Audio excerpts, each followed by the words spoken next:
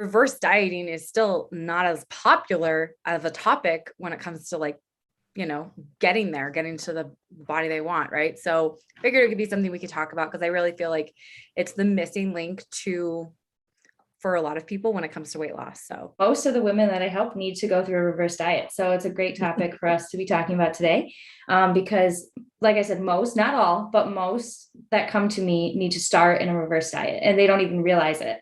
And it's not something that they thought that that's what they would be doing when they sign up for nutrition coaching to lose weight. So it's a great topic to talk about. Second that, so many people, like, again, want to just like drop the calories. And it's really just like watching my clients go through of like, oh, you have to eat more. I'm like, yep, that's the first step. So I think Brittany has a really great explanation of like, when you have somebody ask you, like, why do I need a reverse diet? Like, what comes to mind? Like, what do you have to share with them? Like, what kind of like, walls you have to shatter, or ceilings you have to shatter, so to speak. Yeah, about why someone needs to reverse diet. So most of the time, like I say, it's always a red flag when someone comes to me and they're saying, well, like my metabolism is broken, or my metabolism is slow, or it's genetic and I can't lose weight no matter what I do. Those are like the red flags. Or especially if they're like, well, I tried this diet before and it worked and it's not working now. And that could be just because our diets today are like 1,200 calories or less, like eat less, eat less, eat less. And as you continue to do that, like long term, that just kind of puts you into this spot where it makes it harder to lose weight, because what happens is like our bodies are designed to survive. And so everything's kind of downregulated because it's not getting the energy in the form of food that it needs to survive. So it kind of just downregulates everything, slows everything down, including your metabolic rate. So that's why people are like, oh, my metabolism's slow. Metabolic adaptation. Yeah, right. Yeah. And the way to get out of that is, right, you need to stop under eating and give your body the energy it needs in the form of food. And in order to do that, that's a reverse diet, which is basically just, a diet in reverse. So adding food in rather than taking it out, especially if you've been dieting long term at 1,200 calories and you can't lose weight. Like, you can't just keep going lower and lower and lower. Eating 900 calories a day, you're not going to be healthy. You're not going to feel very good. And I'd be really grumpy. So it's not a good place to be. I remember, I think I probably tried eating like chronically low calories at some points, and I never lasted. And I know so many of my clients have made that same attempt and then just they revert back to like binge eating, or just like, oh, well, I guess clearly I can't work hard enough, or they really start putting the blame on themselves. And that's why I think this topic is so important, is like, stop blaming yourself for information that you don't have. Right. And so empowering people with knowledge. And I remember when I first learned about reverse dieting, and I was like, what is this? This is crazy. Like, but it was coming from a trusted resource in the space. I think it was Lane Norton, whose content, like I started like, oh, what's reverse dieting? And so I started reading about it more and absorbing it, but it's a much more simple application. But I think the real issue is just like figuring out, like, do I need to do that? Do I need to like eat more calories? And so like, when you think about like who needs to do it, I think that the first thing I like to say is like, if you're chronically always in a diet and you're never like off a diet, it means you're actually not on a diet anymore. Right. And so being able to periodize when we lose weight and when we don't, and practicing that is the first step. I think that connects reverse dieting to the bigger picture. Like, yes, reverse dieting is important, but why? Because if we're always trying to lose weight, our body's not going to let us always try to lose weight. So you have to periodize it to actually move the needle first. And that's why reverse dieting is so powerful. What would you say about that? Yeah, that's an important point too, that sometimes I forget to talk about, because a lot of people come to me wanting weight loss, needing a reverse diet. But it's important to remember that after your dieting phase, that you also need a reverse diet. Whether you reached like your ultimate goal or not, you need that reverse to get you back to like that state where you're ready for it again. So if like my goal was to lose 10 pounds and I only lost 5, but I'm at that point, I'm going to need that reverse diet before I jump back into it again. So it's not just like starting out when you're like, oh, weight loss is my goal, maybe I'm not eating enough. It can also be after your dieting. Yeah. Reverse dieting is like a tool you use at different periods of training, different goals. Maybe you want to get stronger, put more muscle on. Well, being in a calorie deficit is not going to help you get there. And so reverse dieting is a fancy way of eating more in a pragmatic way to allow your body to build muscle. But like, I just like my story when it comes to reverse dieting, like I watched myself for like 7, 8 years training and just feeling like, oh, well, I'm just not working hard enough. And at the same time, I was also chronically under eating. And I felt like I was training, but I never had any energy. I never felt like I could execute my workouts properly. And I was always sore and had all of these like symptoms and side effects. And just by starting to understand the power of like eating properly at maintenance and eating balanced nutrition, it like, you don't know the energy you'll get until you get yourself to the proper level. Like it's something I tell my clients, like you don't know this feeling yet if you've never gone down this road. And it's super exciting when you get there though. Do you have any wins or like anything you've noticed when you start putting people in that process? Yeah. When I start putting them in like reverse. Yeah. Yeah. I mean, everybody, it's higher energy, it's better sleep, it's like better moods. It's better, it's kind of just better feeling overall. Like some things that people like forget to think about is when you're in a calorie deficit, like I said, everything slows down. That includes like moving around, like your body stops doing it. So like talking with your hands, you stop doing it, you stop like fidgeting, you stop like exactly walking as much as possible. Like you just kind of like stop doing those things, and people just like notice like such a big change in energy. And it's not always like immediate or easy. Like a lot of my clients are like, I can't eat this much food, right? Like I can't do it. Like it feels awful. Okay, let's slowly increase so that we can get there. But it's like amazing the amount of energy that they can get. I actually have one client who we did a small increase and she said, I can't do it. Like it's making me sick. Okay, so we backed off a little bit and then she said, wait, I missed that. Can I have it back? And so like your body starts to speed up and use it. And then you kind of like are feeling better. It gets your hunger cues back kind of in sync. A lot of people that come to me and say like, well, I can't eat more food because I'm not hungry. Well, that's a sign of metabolic adaptations, right? Because everything's slowing down. It's getting used to like having that low level of energy from food. And so we don't have the proper hunger cues.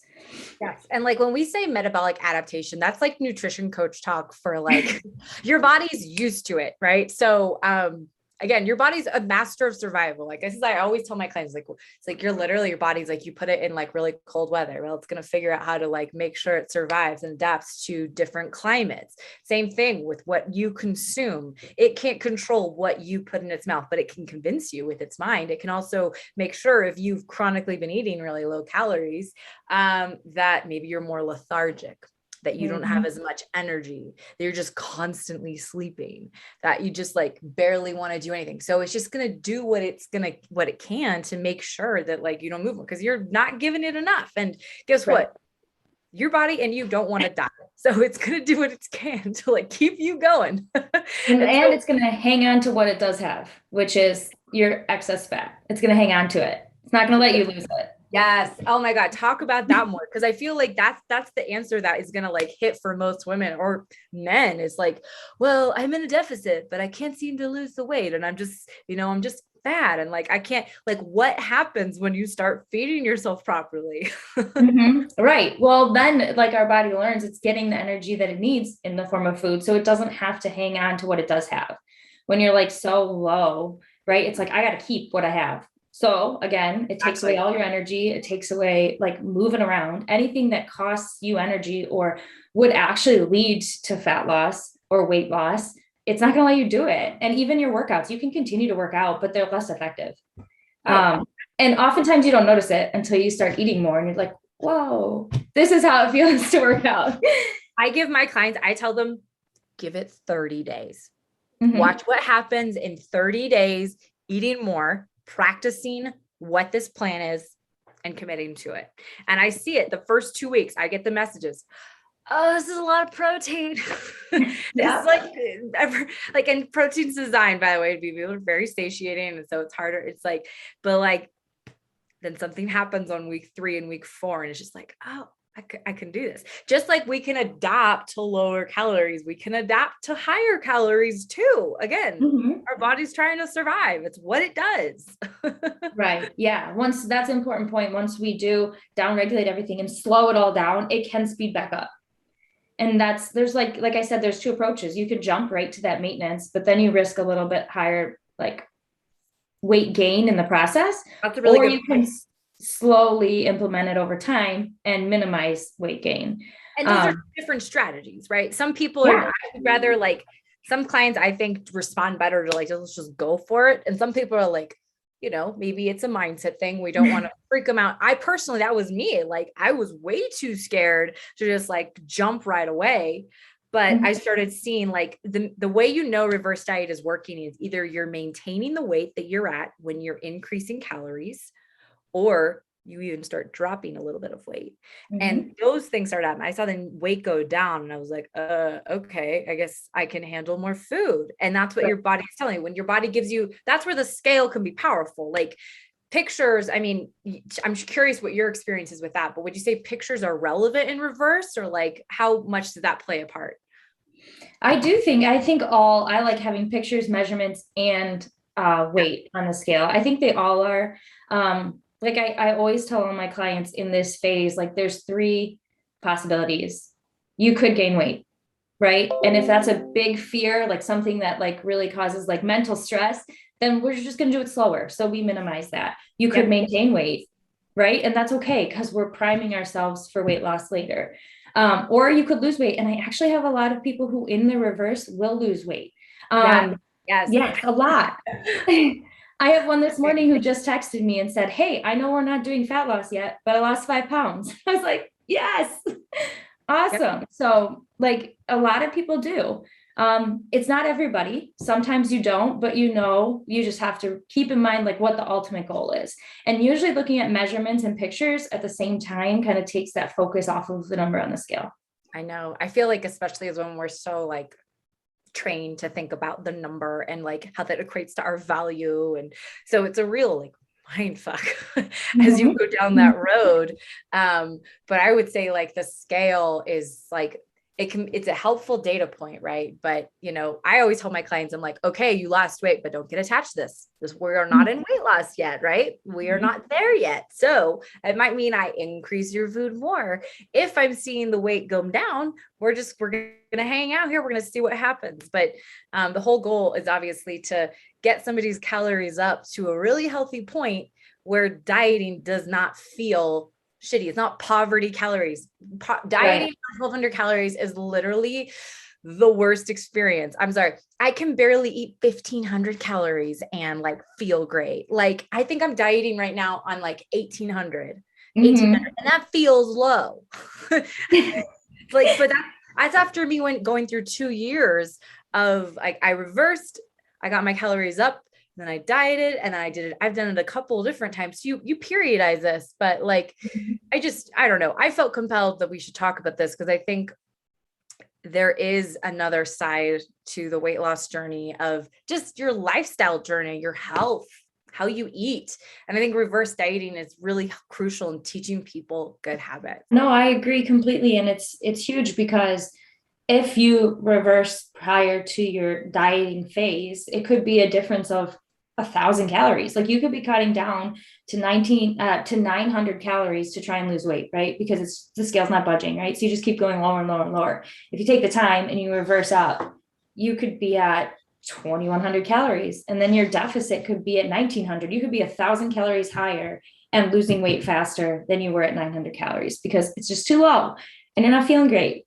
And oftentimes, if you're trying to eat that low, you can't maintain it. So on the weekends or when you go out with friends or whatever it is, when you hit that wall, you kind of crack and you overdo it because it's too low. That's also the benefit of a coach, right? Yes. I always say reversing is oftentimes harder than the dieting because like we've all dieted, like we all have done it. Agreed. And there's better ways to do it, right? But like reversing is hard because you're used to eating so low and you're used to being told eat less, and now you have to eat more, and it can be emotionally hard and it can be physically hard, especially if like you're one of those people who's like, I don't want to wait. I'm just going to jump up. I don't care if I gain a little because I'll lose it later. That's hard. It can be hard, like on your digestive system. It can be hard physically and mentally. Either way, even if you go slow, it can be tough mentally. And having that, having direction on how to go about it, and also having that support and reminder of like the ultimate goal is super helpful.